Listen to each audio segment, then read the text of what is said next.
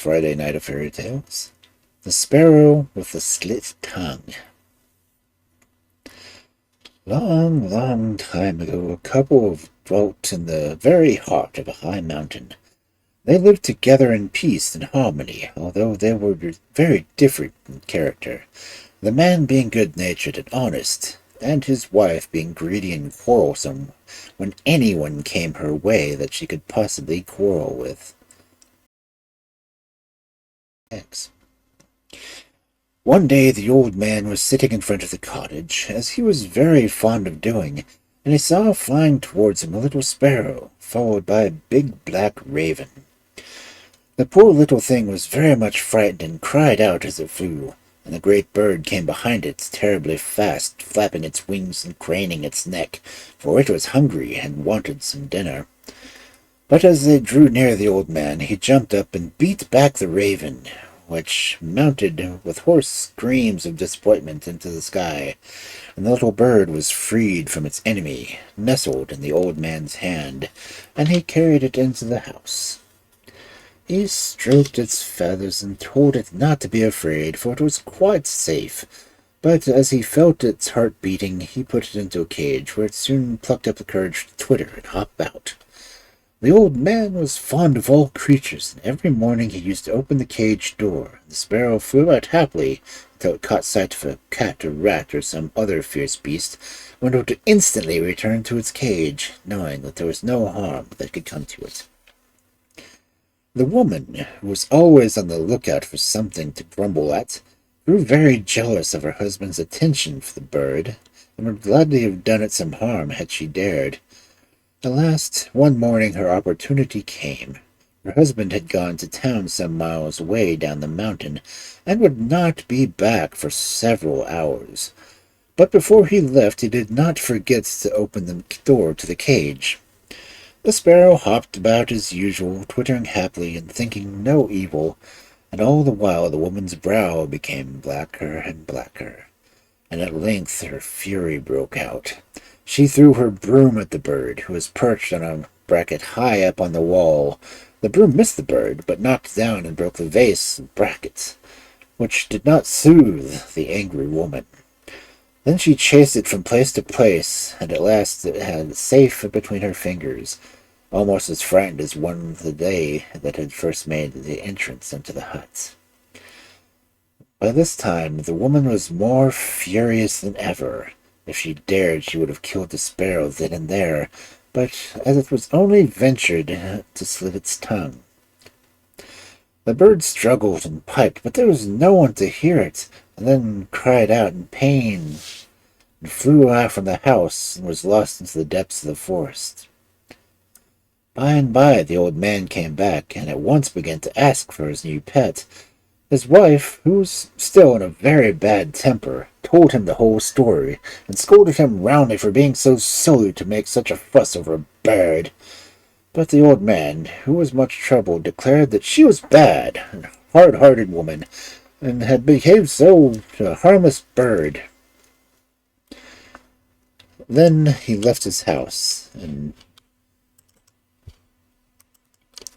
went into the forest to seek his pet.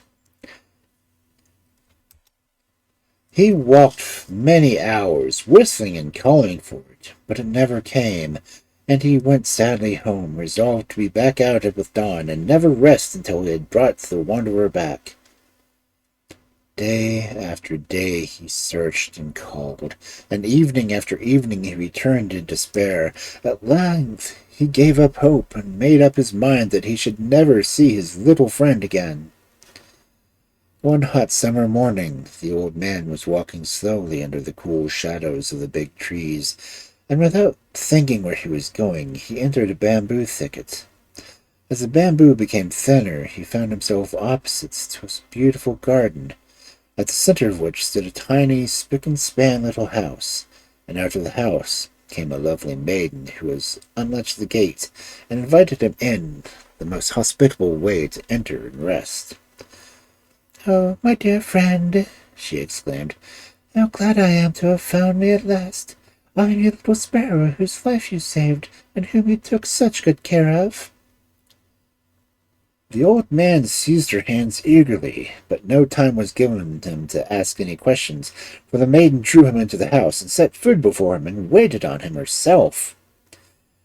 While he was eating, the damsel and her maids took their lutes and sang and danced to him, and altogether the hours passed so swiftly that the old man never saw that darkness had come, or remembered the scolding he would get from his wife for returning home so late.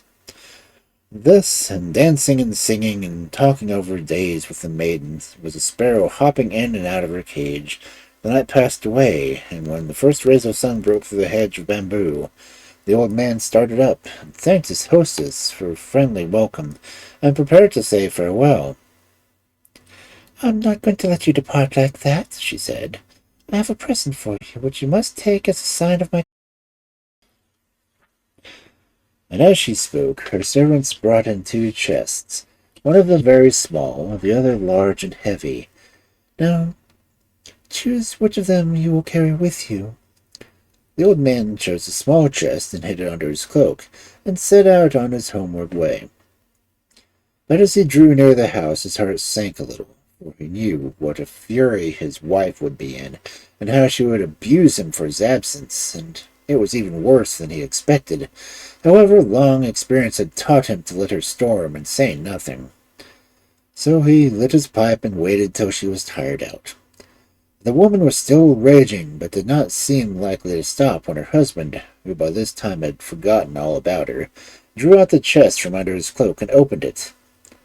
Oh, what a blaze met his eyes! Gold and precious stones were heaped up to the very lid, and lay dancing in the sunlight. At the sight of these wonders, even the scolding tongue ceased, and the woman approached, and took the stones in her hand, setting greedily aside those which were the biggest and most costly. Then her voice softened, and she begged him quite politely to tell her where he had spent his evening, and how he had come by these wonderful riches. So he told her the whole story, and she listened with amazement till he came to the choice which had been given him between the 2 chests. At this her tongue broke loose again, and she abused him for his folly in taking the little one, and she never rested till her husband had described the exact way which led to the Sparrow Princess's house. When she had got it into her head, she put on her best clothes and set out at once. But in her blind haste she often missed the path, and she wandered for several hours before she at length reached the little house. She walked boldly up to the door and entered the room as if the whole place belonged to her, and quite frightened the poor girl, who was startled at the sight of her old enemy.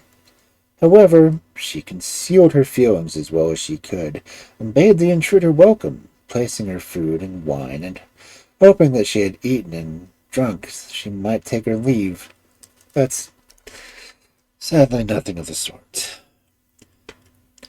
"You might not let me go without a little present," said the greedy wife, as she saw no signs of one being offered to her. "Of course not," replied the girl, and at her orders the 2 chests were brought in, as they had been before. The old woman instantly seized the bigger, and staggering under the weight of it, disappeared into the forest, hardly waiting to even say goodbye. It was a long way to her own house, and the chest seemed to grow heavier at every step. Sometimes she felt as if it would be impossible for her to get it on at all, but her greed gave her strength, and at last she arrived at her own door. She sank down on the threshold, overcome with weariness, but in a moment she was on her feet again, fumbling with the lock of the chest. But by this time night had come, and there was no light in the house, and the woman was too much hurried to get to her treasures to go and look for one. At length, however, the lock gave way, and the lid flew open when, oh horror, instead of gold and jewels, she saw before her serpents with glittering eyes and forky tongues, and they twined themselves about her and darted poison into her veins, and she died, and no man regretted her.